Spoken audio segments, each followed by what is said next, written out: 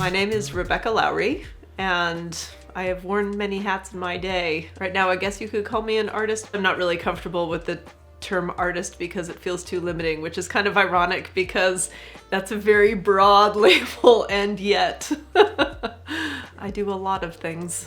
What if we came up with a project wherein the city communicated something different and unexpected to its populace, to the people who live there? The natural progression was to kind of break it out into two different questions. One was, what would be the format? And the other is, what would be the content? I've worked with poetry in a lot of different projects, and so I started to think about haiku poems because they're very short, so they would fit on a sign. The other thing that I loved about the idea of using a haiku poem, really what a haiku does is, or what a haiku is about, is capturing a memorable moment in time.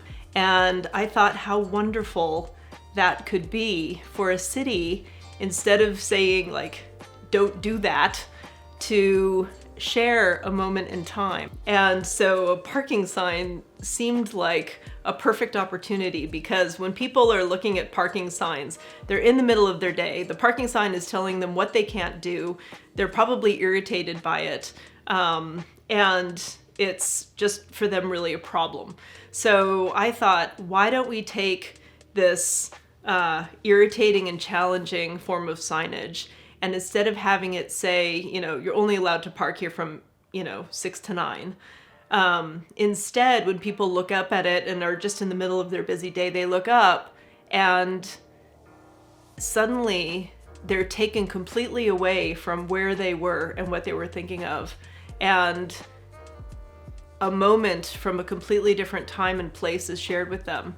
And even if it makes them pause for just a moment in their day, it still gives them that pause and takes them out of all of that. And so in a way, I thought this project could really kind of be a gift to the people who find themselves in West Hollywood, of just a little break and an opportunity to go somewhere else for a moment. And so that's the project.